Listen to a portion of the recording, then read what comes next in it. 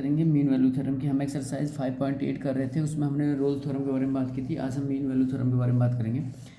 देखिए mean value theorem में भी क्या है कि अगर मान लो हमारे पास फंक्शन दिया है, फिर क्लोज इंटरवल में ए और बी की वैल्यू दी है और ए बी बिलोंग कर रहे हैं रियल नंबर में, ठीक है, बिलोंग करते हैं रियल नंबर में।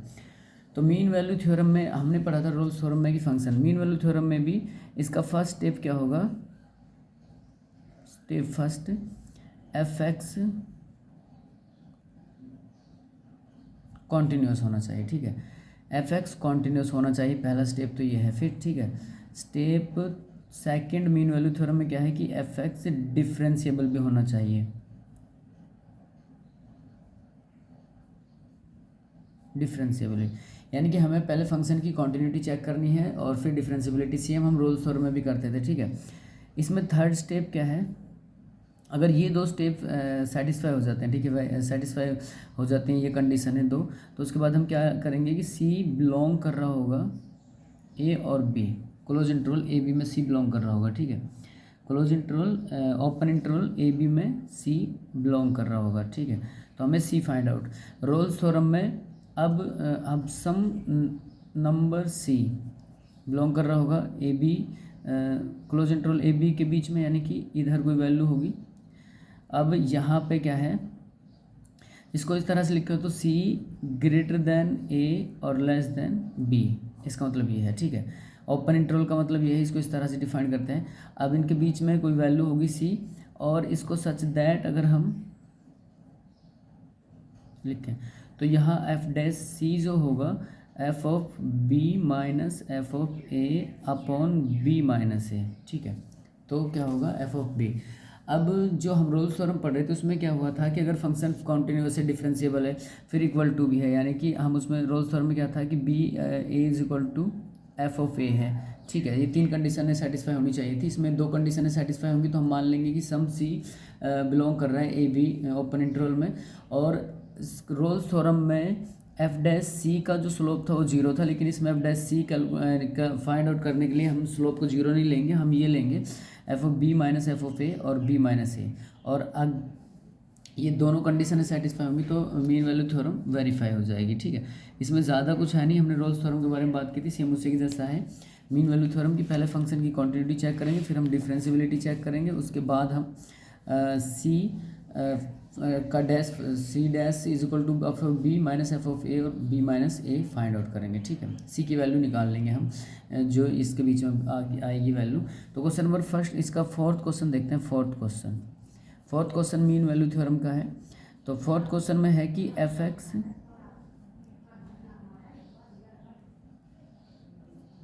थ्री, ठीक है, इंटरवल दिया हुआ है हमारे पास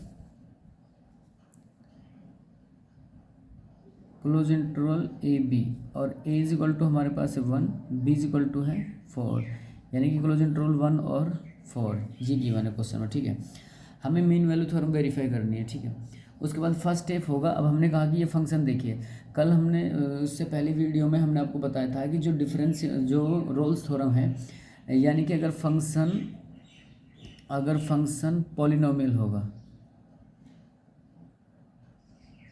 पॉलिनोमियल होगा या ट्रिग्नोमेट्री होगा, तो ये दोनों कंडीशन है, फर्स्ट और सेकंड कंडीशन सेटिस्फाई होगी, ठीक है। फर्स्ट कंडीशन यानी कि फंक्शन कॉन्टिन्यूस भी होगा और डेरिवेबल भी होगा। तो आपको सीधा लिखना है कि फंक्शन क्या है कि function is continuous, polynomial function is always F x. आपको यहाँ लिखना है पहले एक लाइन कि एफ एक्स जो है function, F X is a polynomial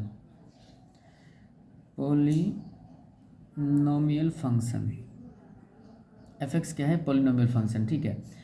as polynomial function in 1 और 4 पर, एफ एक्स क्या है 1 और क्लोज इंटरवल 1 और 4 पर पॉलिनोमियल फंक्शन इन 1 और 4 as polynomial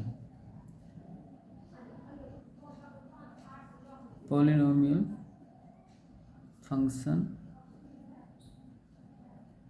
always continuous and differentiable and derivable. ये लाइन आपको लिखनी है जब जब फंक्शन पॉलिनोमियल हो या ट्रिग्नोमेट्रिक फंक्शन हो, ठीक है। अब देखिए, अब क्वेश्चन में है कि हमने लिखा ये दो स्टेप थे हमारे पास, एक तो पहला कॉन्टिन्यूस होना चाहिए डेरिवेबल, तो दोनों स्टेप कंप्लीट हो चुके हैं, ठीक है।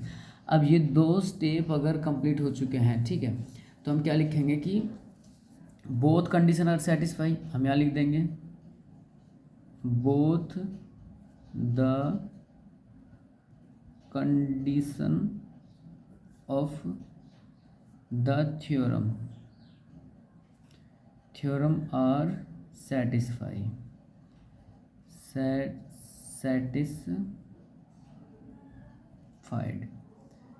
so there exist at least one C belong कर रहा होगा 1 और 4 के बीच में। अगर ये कंडीशन है सेटिस्फाई है तो सी बिलोंग कर रहा होगा 4 के बीच में, such that F dash C जो होगा वो F of B minus F of A upon B minus A, ठीक है। पहले एफ डैश सी का मतलब क्या है, अब सी इसके डिफरेंशिएशन, इसका डेरिवेटिव निकालते हैं। इसका डेरिवेटिव अगर हम निकालें तो F dash x 2x minus 4, derivative क्या हो जाएगा इसका 2x माइनस 4। तो एफ डैश सी का मतलब है हम यहाँ 2c माइनस 4, क्योंकि जहाँ x है वहाँ c रख दिया हमने, तो c। अब इसमें देखिए एफ ऑफ बी, अगर b की वैल्यू हमारे पास है 4 हम इस फंक्शन में रखते हैं, एफ ऑफ बी हम यहाँ कैलकुलेट करते हैं। फंक्शन है ये x square minus 4x minus 3, इसमें एफ ऑफ बी की वैल्यू 4 रखते हैं, तो 4 की पावर 4 माइनस 4 इंटू 4 माइनस 3, तो 4 की पावर 4 इंटू ये हो गया हमारे पास 4 into 4 into 4 4 into 4 into 4 into 4 256 minus 4 4 जो 16 और 3। सॉल्व करने पर हम इसकी वैल्यू यहाँ से निकालते हैं, कैलकुलेट करते हैं, हमारे पास आएगी value 4 F dash x, 4 value हमारे पास हो गई यहाँ से। तो इसमें ये हुआ क्वेश्चन में F dash C is equal to था, सॉरी इसके बाद तो एफ डैश ये हमने यहाँ पे वैल्यू रखी, तो क्वेश्चन हमारे पास सॉल्व होकर आया है। एफ कितना आया देखिए 4, इसकी पावर 2 था, सॉरी स्क्वायर था, यहाँ हमने ध्यान नहीं दिया, 4 पावर लिया 2 स्क्वायर था, तो स्क्वायर था तो हम इसको अगर स्क्वायर रखें तो 4 का स्क्वायर माइनस 4 इंटू 4 माइनस 3, 4 का स्क्वायर 16, ये 16 माइनस 3 कैंसिल आउट हुआ तो माइनस का 3 आया बी की वैल्यू, ठीक है, माइनस 3 बी की वैल्यू। उसके बाद हमने एफ ऑफ ए रखा, यहाँ ध्यान नहीं दिया था हमने 4 लिख दिया था। एफ ऑफ ए का मतलब 1, अगर एफ ऑफ 1 इस फंक्शन में रखा एक्स स्क्वायर, तो 1 का square minus 4 into 1 minus 3, 1 minus 4 into 3 तो माइनस का 7 और तो माइनस का 6 आ जाएगा, क्योंकि 1 प्लस का माइनस का 7। तो अब यहाँ रख देते हैं, देखिए माइनस का 3 आया हमारे पास बी, माइनस माइनस प्लस का 6, प्लस हो जाएगा 6, ठीक है। उसके बाद अपॉन में हमारे पास बी माइनस ए, बी क्या है 4 और ए क्या है, तो यहाँ क्या बचा 3। अब ऊपर से देखिए हमारे पास यहाँ 3/3 क्या आया 1 आया, तो हमारे पास 2c minus 4 is equal to 1, 2c is equal to 5, c is equal to 5/2, ठीक है। 5/2 जो है अब c बिलोंग कर रहा होगा 1 और 4 के बीच में, ठीक है। तो हम यहाँ लिख देंगे कि mean value theorem are verified, ठीक है, mean value theorem are satisfied, ठीक है, सेटिस्फाइड या वेरीफाइड। तो क्वेश्चन नंबर 4 था, मीन वैल्यू थ्योरम में कुछ नहीं था, हम फिर से एक बार रिवाइज करते हैं आपको कि इसमें पहले कॉन्टिन्यूस बताना है, डिफरेंशिएबल, और फंक्शन अगर पॉलिनोमियल होगा और ट्रिग्नोमेट्रिक फंक्शन होगा तो उसमें आपको सीधा लिखना है कि पॉलिनोमियल फंक्शन है trigonometric function always continuous and डेरिवेबल।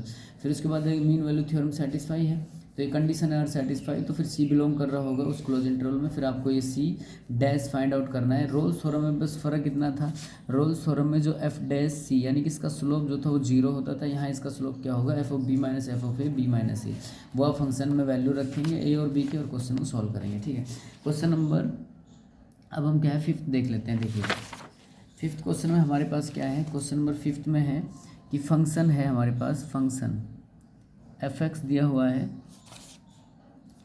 X का cube x cube minus 5x² minus 3। ठीक है, इंटरवल दिया है यानी कि इंटरवल हमारे पास है 1 और 3, A is equal to 1 B is equal to 3। Question में है which F dash C is equal to 0, F dash C is equal to 0 भी है हमारे पास, फाइंड करना है हमें कि सी की वैल्यू और F dash C is equal to 0 है क्या। तो कुछ नहीं करना है, एफ डैश सी तो देखिए इसका क्वेश्चन में इतना यूज़ है नहीं, आपको केवल क्वेश्चन में मीन वैल्यू थ्योरम को वेरीफाई करना है। ठीक, तो क्वेश्चन में सबसे पहले क्या लिखेंगे कि F X is a polynomial function, polynomial as polynomial function is always continuous and derivable, function continuous and derivable. ठीक है, अब डेरिवेबल भी होगा कॉन्टिन्यूस भी, तो दोनों कंडीशन है, तो फिर क्या आएंगे सम सी बिलोंग्स टू 1 3 ओपन इंटरवल 1 और 3। ठीक है, सो कोई वैल्यू है सी की जो 1 और 3 के बीच में लाई करती है, बिलोंग करती है, तो वो वैल्यू हमें फाइंड आउट करनी है। ठीक है, such that F dash C is equal to F of B minus F of A upon B minus A. ठीक है, क्वेश्चन में अब यहाँ से आगे हम देखते हैं क्या हुआ। क्वेश्चन में फिर से क्या करेंगे, एफ डैश सी निकालेंगे पहले, एफ डैश सी का मतलब है एफ डैश एक्स निकाल लें, उसमें सी की वैल्यू रख दें। तो एफ डैश एक्स का हमारे पास क्या आ गया 3x² माइनस 10x, 3 का 0 हो जाएगा, 2 आ जाएगा, 10x हो गया। ठीक है, तो एफ डैश सी भी क्या हो गया इसका मतलब एफ डैश जहाँ एक्स है वहाँ हमने सी रखा, तो ये आ गया 3c² माइनस का 10c, 3c² माइनस का 10c। अब हमें क्या करना है, एफ ऑफ बी निकालना है। एफ ऑफ बी की वैल्यू क्या है 3 को इस फंक्शन में रखें, 3 को अगर इस फंक्शन में रखें एफ ऑफ 3, तो 3 का क्यूब माइनस 5, 3 का स्क्वायर माइनस 3।